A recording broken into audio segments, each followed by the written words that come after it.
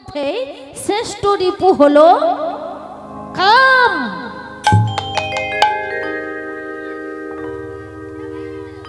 যখন কদলীকে রোপণ করা হবে, এই যে কদলী রোপণ করা হয়েছে, কামকে দমন করে নেবে। আর কদলী রোপণ করলে কামকে দমন করে, তাই তৎক্ষণাৎ পুণ্যলীলা অধিকারী আমরা হয়ে উঠি। তাই তো কদলী রোপণ করতে হয়। বলে বেশ প্রভু, এরপরে আর কি কি আয়োজন করতে হবে? বলে শোনো বাবা শোনো, এরপরে চাই কি না কদলী বৃক্ষ।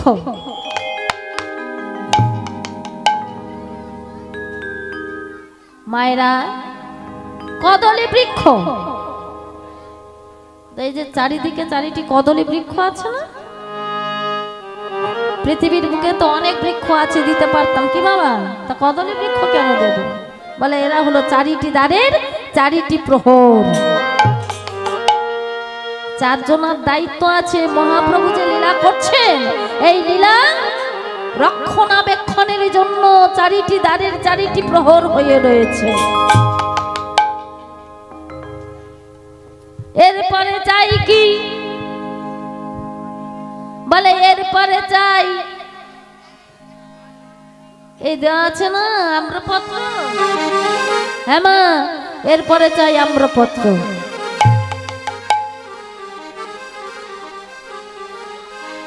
বলে আম্রপত্র দেব কেন? আম্রপত্র কারা? বলে আম্রপত্র হলো বৃন্দাবনের গোপীগণা। বলে আম্রপত্র নাকি বৃন্দাবনের গোপীগণা কেমন ভাবে হয়ে আসলো? বলে যখন ভগবান শ্রীকৃষ্ণ রাসলীলা করেছিলেন,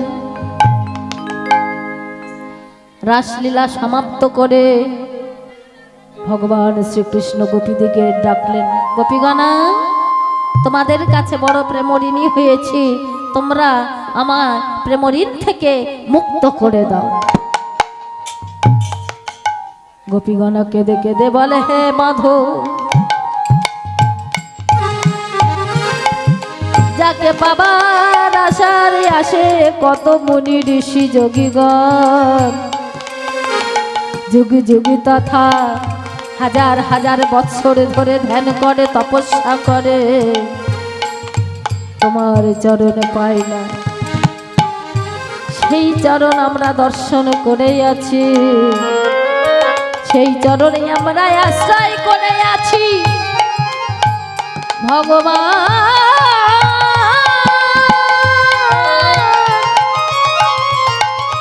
তোমার চরণ হতে আমরা বঞ্চিত হতে চাই না, তোমার প্রেম ঋণ আমরা শোধ করিতে পারব না।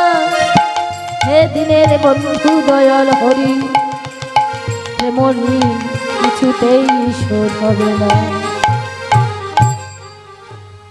বলে আমি চলে যাব আগত কলৌ যুগে সুরধ্বনি গঙ্গার তীরে, হা রাধে বলে ধুলায় গড়াগড়ি যাব। প্রভু আমাদের সঙ্গে করে নিয়ে যাবে তো?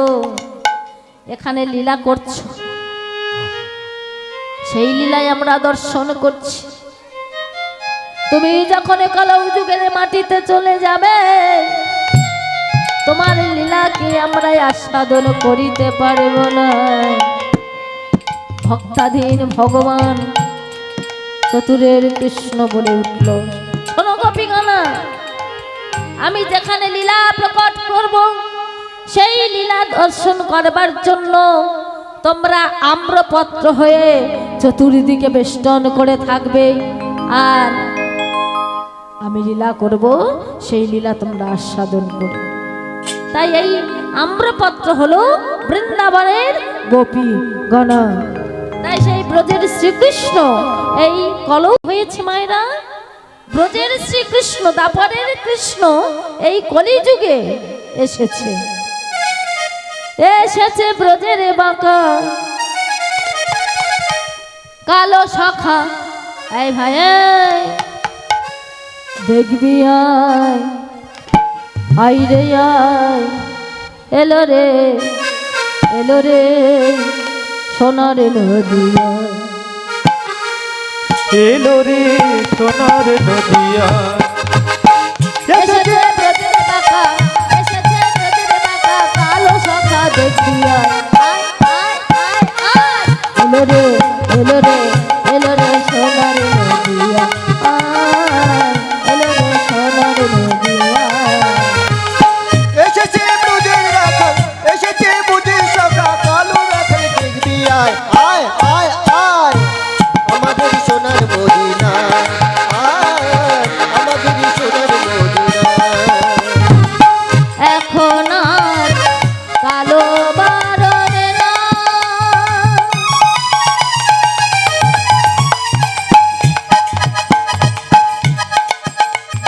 তাই অঙ্গে অঙ্গ দিয়ে কাউরি হলো তা। এখন আর কালো বদনা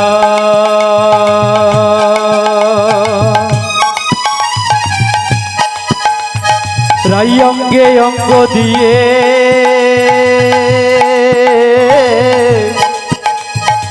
গৌর হলো তার ও তার রং ফিরেছে, ঢং ফিরেছে, রং ফিরেছে, ঢং ফিরেছে, রং ফিরেছে, ঢং ফিরেছে। রং ফিরেছে, ঢং ফিরেছে। কি মায়েরা রং ফিরে যায়নি? ভগবান শ্রীকৃষ্ণের রং এই কলযুগে ফিরে যায়নি? কলিযুগে কি হয়েছে? কালো এখন চেনা দায়। এলো রে, এলো রে, এলো রে সোনার নদিয়া, এলো রে সোনার নদিয়া। এসেছে ব্রজের রাখাল, এসেছে ব্রজের রাখাল, কালো সখা দেখবি আয়, আয়, আয়, আয়। আমাদের আমাদের সোনার নদিয়ায়, আয়, আমাদের সোনার নদিয়ায়। এখন বাসি সাধে না,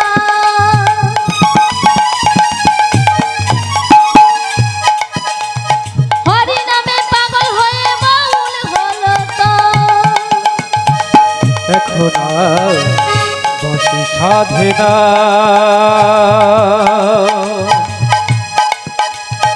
হরি নামে পাগল হয়ে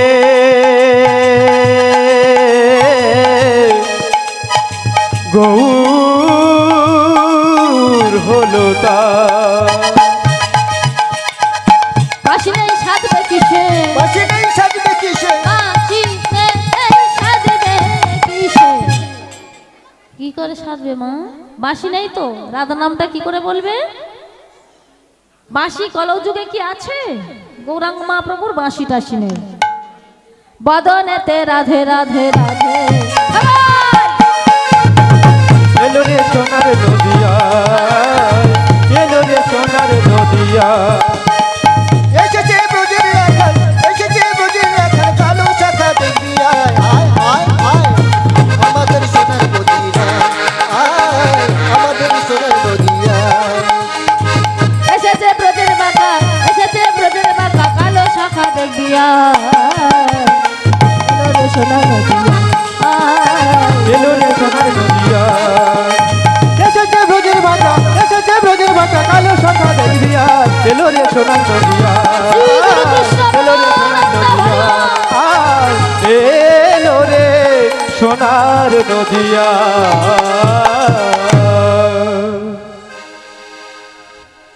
আমার মায়েরা খুব ভালো। আজকে শিবরাত্রির ব্রত মায়েরা মনে হচ্ছে সারা রাত্রি ব্যাপী জাগবে, কারণ রাসলীলা হবে, তাই তো? বাহ, হরে হরে কৃষ্ণ, হরি বল। তবে আজকের গৌরাঙ্গ মহাপ্রভু যেখানে লীলা করছেন, এই আম্রপত্র গোপীগণা হয়ে বেষ্টন করে চতুর্দিকে বসে লীলা দর্শন করছে।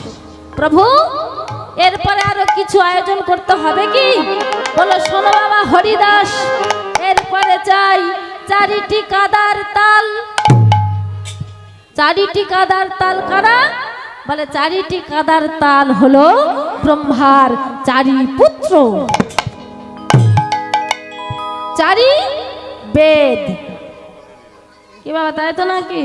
হ্যাঁ, ব্রহ্মার চারি পুত্র, চারি বেদ, যাদের নাম হলো ঋক, সাম, যজু আর অথর্ব।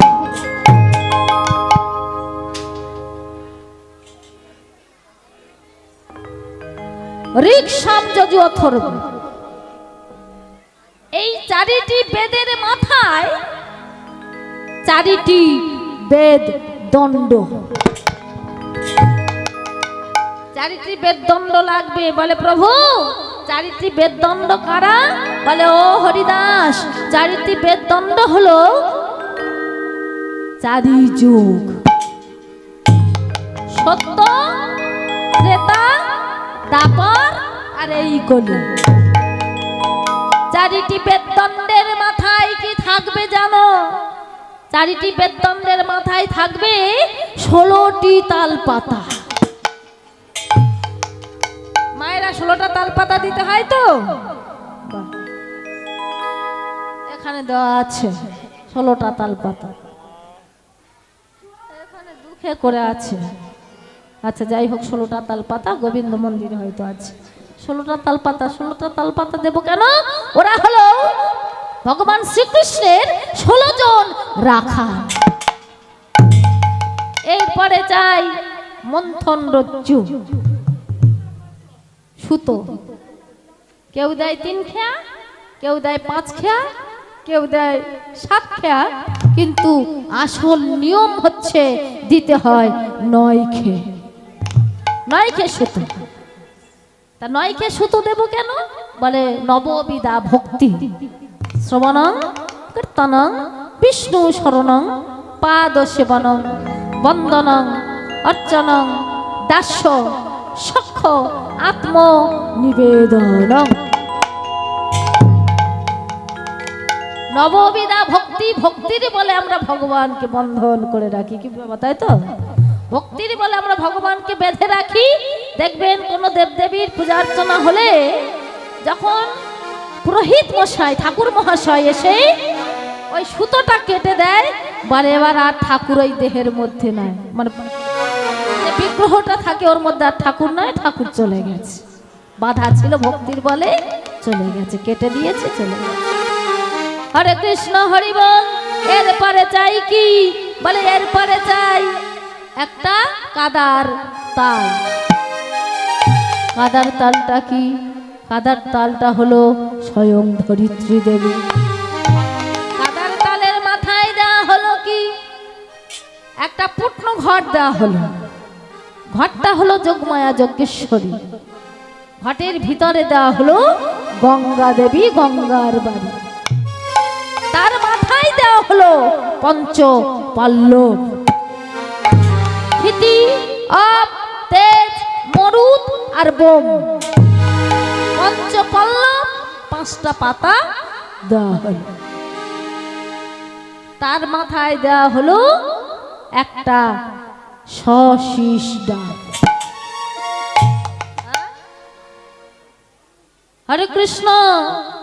পঞ্চপল্লবের মাথায় দেওয়া হলো 100 আতপ চাল বা আতপ ধান। উনি হলেন স্বয়ং অন্নপূর্ণা দেবী। আর অন্নপূর্ণার মাথায় দেওয়া হলো একটা শশীষ ডাব। শশীষ ডাব দেওয়া হলো কেন? শশীষের মাথায়, ডাবের শীষের মাথায় দেখবেন একটা চাঁদ মালা দিতে হয়। চাঁদ মালাটাকে বলে উনি হলেন, হরে কৃষ্ণ, ওনারাই হলেন ত্রিদেব, ব্রহ্মা, বিষ্ণু আর মহেশ্বর। ডাবটা কেন দেব মায়েরা? শুধু ডাব তো দিতে পারতাম, তা ডাবের মাথায় শীষলা দেবো কেন? হরে কৃষ্ণ হরি বল। লীলাবিষ্ট পদকর্তা ভাব রচনা করলেন। ওটা শিবের জটা গো, ওটা শিবের জটা রে, ওটা শিবের জটা গো, ওটা শিবের জটা গো, জটার মধ্যে দিল 7টা ফোঁটা। ওটা শিবের জটা গো, আপনি ছোটা, ওটা শিবের জটা গো, ওটা শিবের জটা গো, ওটা শিবের জটা গো, ওটা শিবের জটা গো, ওটা শিবের জটা গো। হ্যাঁ বাবা, জটার মধ্যে 7টা ফোঁটা দেওয়া হলো কেন? বলে চেদিরাজকে অঙ্কিত করা হলো। চেদিরাজ, চেদিরাজ আবার কে? পরমায়ু রাজা গো, পরমায়ু রাজা গো, পরমায়ুর রাজা গো, পরমায়ু রাজা গো, যাটা মধ্যে দিল সাতটা ফোঁটা। পরমায়ুর রাজা গো, জটার মধ্যে আটটি ফোঁটা। পরমায়ু রাজা গো, পরমায়ু রাজা গো, পরমায়ু রাজা গো, পরমায়ু রাজা গো, পরমায়ু রাজা গো। যাটার মধ্যে সাতটা ফোঁটা দেওয়া হলো, পরমায়ু রাজাকে অঙ্কিত করা হলো, চেদিরাজকে অঙ্কিত করা হলো। এইবার যখন চেদিরাজকে অঙ্কিত করা হয়েছে, মায়েরা হরিদাস বলছে, প্রভু আরো কিছু কি আয়োজন করতে হবে? বলে শোনো বাবা, এইবার তো একটা প্রদীপের প্রয়োজন আছে। কি মা, প্রদীপ প্রজ্বলিত করতে হবে তো। বলে প্রদীপ কেমন করে, কি দিয়ে প্রদীপ নির্মাণ করব? বলে শোনো বাবা, প্রদীপটা হলো কে জানো? ওই প্রদীপটা হলো ব্রহ্মার মাথার খুলি। হ্যাঁ বাবা, আপনাদের বিশ্বাস হয় কি? হয়? মায়েদের বিশ্বাস হয় ব্রহ্মার মাথার খুলি নাকি প্রদীপ? আচ্ছা তাহলে আর বলবো না তো। তাহলে ব্রহ্মার মাথার খুলি হচ্ছে প্রদীপ, আর বলতেটা হলো ব্রহ্মার মাথার কেশ, আর তৈলটা হলো ব্রহ্মার মাথার ঘিলু অর্থাৎ ঘি। তাহলে ব্রহ্মার মাথার খুলি হলো প্রদীপ। হরে কৃষ্ণ হরি বল। আরো কি কিছু আয়োজন করতে হবে? শোনো বাবা হরিদাস, আরো কি করতে হবে জানো? এইবার আয়োজন করতে হবে কোষা আর কুশি। কোষার কুশি? বলে হ্যাঁ বাবা হরিদাস। আচ্ছা বলুন না প্রভু, কোষার কুশি কিভাবে আসলো, কিভাবে হলো, কেমন করে প্রস্তুত করব? শোনো বাবা হরিদাস, কোষার কুশি হলো বৃন্দাবনে শ্যামা গোপী ছিল একজন। বৃন্দাবনে শ্যামা গোপী ছিল একজন, বৃন্দাবনে শ্যামা গোপী ছিল একজন, বৃন্দাবনে শ্যামা গোপী ছিল একজন। প্রতিরূপে ছিল সেই বিপদ ভঞ্জন, ওই না প্রতিরূপে ছিল সেই বিপদ ভঞ্জন, প্রতিরূপে ছিল সেই বিপদ ভঞ্জন। আবার প্রতিরূপে ছিল সেই বিপদ ভঞ্জন। তুমি আমার পতি হও হে, তুমি আমার প্রতি হও হে, তুমি আমার পতি হও হে, তুমি আমার প্রতি হও হে, ওহে ভক্তাধীন ভগবান তুমি আমার পতি হও হে। ওই হে ভক্তাধীন ভগবান তুমি আমার প্রতি হও হে। বৃন্দাবনে শ্যামা গোপী ছিল একজন, বৃন্দাবনে শ্যামা গোপী ছিল একজন, বৃন্দাবনে শ্যামা গোপী ছিল একজন। মায়েরা, বৃন্দা শ্যামা নামে বৃন্দাবনে একজন গোপী ছিলেন। ভগবান শ্রীকৃষ্ণকে, মাধবকে বারবার নিজের কাছে প্রতিরূপে পেতে চেয়েছিলেন, কিন্তু মাধব বলছে বৃন্দা শ্যামা তুমি যে কুলবধূ, পরের ঘরণে, আমি হলাম পর পুরুষ, তুমি কেন বারবার আমাকে ডাকতে চাও? বলে তুমি পর পুরুষ নও, পরমে পুরুষ, তাই তো আমি তোমাকে ভজনা করি, তুমি আমার প্রতিরূপে ধরা দাও হে মাধব।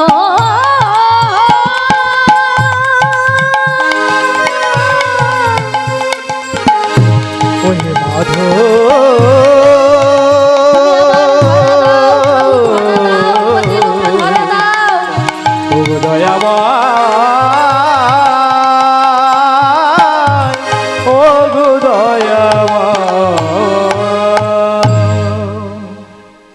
বলে তা হয় না, তা হয় না, কিছুতেই হবার না। শ্যামা গোপী ক্রোধান্বিতা হয়ে ভগবানকে বলে উঠলেন, শোনো মাধব, তুমি যখন আমাকে প্রতিরূপে ধরা দেবে না, আমি তোমাকে অভিশাপ দিলাম, এই মুহূর্তে তুমি কুশ হয়ে জন্মগ্রহণ করো। কুশ, আর আমি খুশি হয়ে তোমার পক্ষে বিরাজমান করব। তাহলে শ্যামাগোপী অভিসম্পদ করলেন। আমি তোমাকে অভিশাপ দিলাম, তুমি কুশ হও। সঙ্গে সঙ্গে ভগবান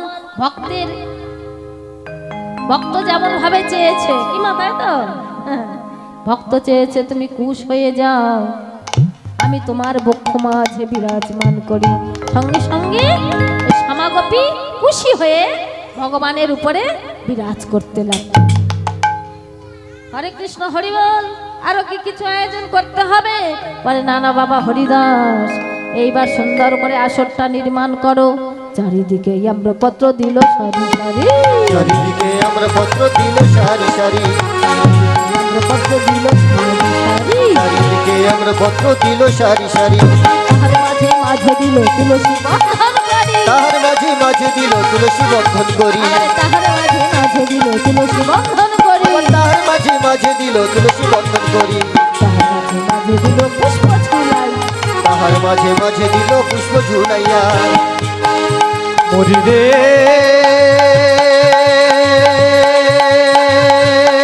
মরি রে,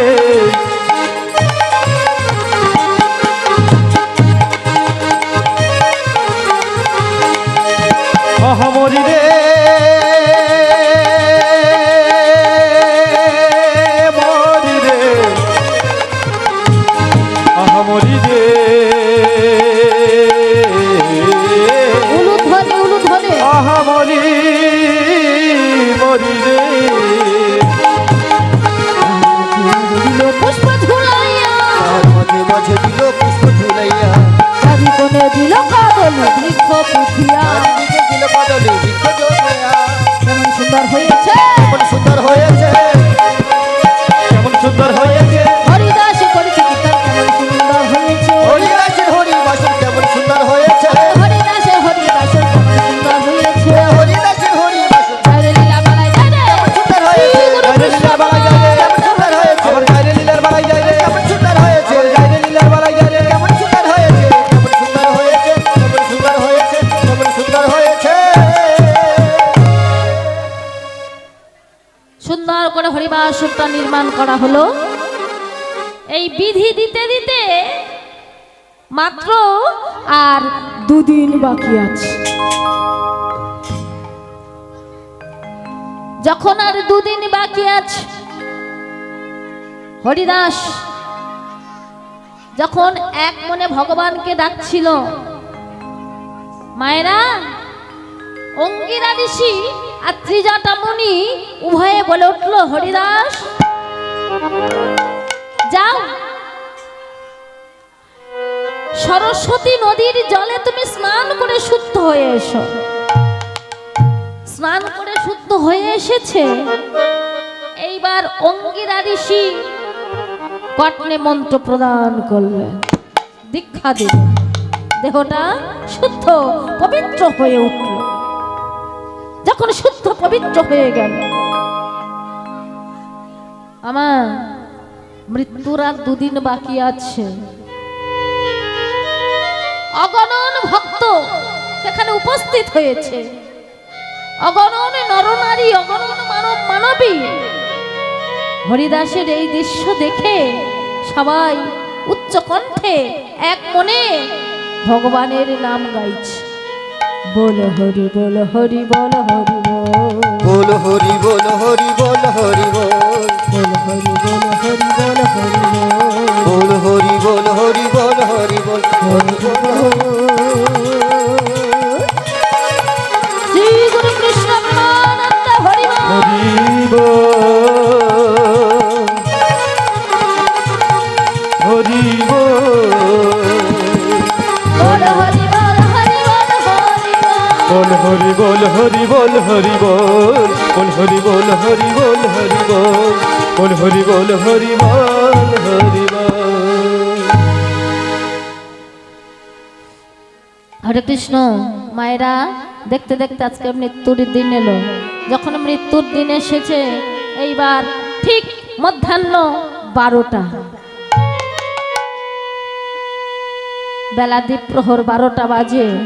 নিয়তি আরক্ত লোমে করে ত্রিশূল হস্তে বজ্র নিক্ষেপ করে দিল।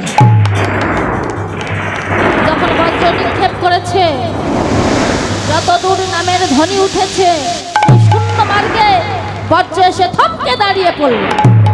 বজ্র যখন থমকে দাঁড়িয়ে পড়েছে, হ্যাঁ বাবা, নামের ধ্বনি যতদূর উঠেছে সেই বজ্র এসে নাম শ্রবণ করছে। নিয়তি দেখলো বজ্র মাথায় পড়েনি, আবার বজ্র নিক্ষেপ করলো, বারবার বজ্র নিক্ষেপ করলো, কিন্তু কোনো মতেই কিছুতেই সেই বজ্র এসে হরিদাসের মাথায় পড়লো না। বারবার বজ্র নিক্ষেপ করার পর যখন বজ্র পড়লো না, এইবার 12টার সময় কথা ছিল, 12টা 1 হয়ে গেল। তাহলে মৃত্যুর সময়টা কেটে গেল, আর কি বজ্র ফেলবে মাথায়? মৃত্যুর সময়টা যখন কেটে গেল, নিয়তি এইবার হেরে গেল, নামের কাছে হেরে গেল। নামের কত শক্তি দেখুন, নামের কাছে যখনই হেরে গেছে, এইবার নিয়তি আর বজ্র ফেলছে না।